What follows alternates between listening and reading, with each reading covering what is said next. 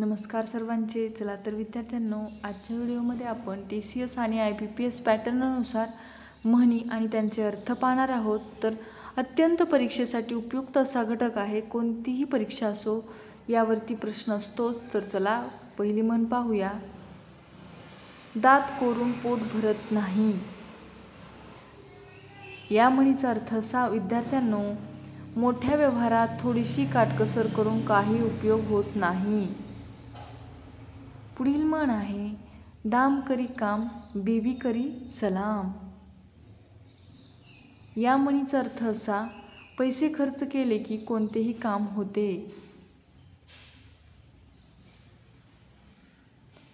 पुढील म्हण आहे, दात आहेत तर चणे नाहीत, चणे आहेत तर दात नाहीत. या म्हणीचा अर्थ असा, एक गोष्ट अनुकूल असली तरी तिच्या जोडीला आवश्यक ती गोष्ट अनुकूल नसणे. पुढील म्हण आहे, दुरून डोंगर साजरे.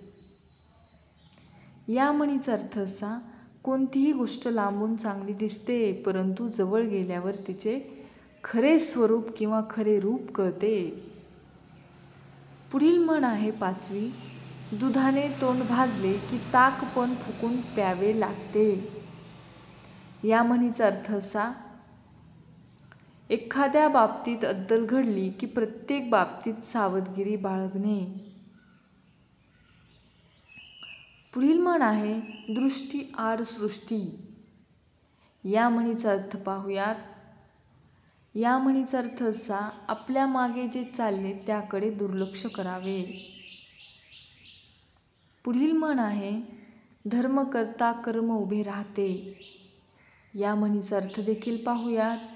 या म्हणीचा अर्थ असा, एखादी चांगली गोष्ट करत असताना पुष्कळदा त्यातून नको ती निष्पत्ती होते. पुढील म्हण आहे, धनगराची कुत्रे लेंड्यापाशी ना मेंढ्यापाशी. म्हणजेच या म्हणीचा अर्थ असा, कोणत्याच कामाचे नसणे. पुढील म्हण आहे, धिटाई खाई मिठाई गरीब खाई गचांड्या. या म्हणीचा अर्थ असा विद्यार्थ्यांनो, गुंड व आडदांड लोकांचे काम होते तर गरिबांना यातायात करावी लागते. पुढील म्हण आहे दहावी, नकटीच्या लग्नाला 1700 विघ्ने. या म्हणीचा अर्थ असा, दोषयुक्त काम करणाऱ्यांच्या मार्गात एकसारख्या अनेक अडचणी येतात. पुढील म्हण आहे, नदीचे मूळ आणि ऋषीचे कुळ पाहू नये. या म्हणीचा अर्थ असा विद्यार्थ्यांनो, नदीचे उगमस्थान व ऋषीचे कुळ पाहू नये कारण त्यात काहीतरी दोष असतोच. पुढील म्हण आहे 12वी, नागेश्वराला नागवून सोमेश्वराला वात लावणे. म्हणजेच या म्हणीचा अर्थ असा, एकाचे लुटून दुसऱ्याला दान करणे. तर कशा वाटल्या या म्हणी? अत्यंत उपयुक्त अशा या म्हणी होत्या. व्हिडिओ आवडला असेल तर नक्कीच लाईक कराल आणि चॅनलला सबस्क्राईब करायला विसरू नका.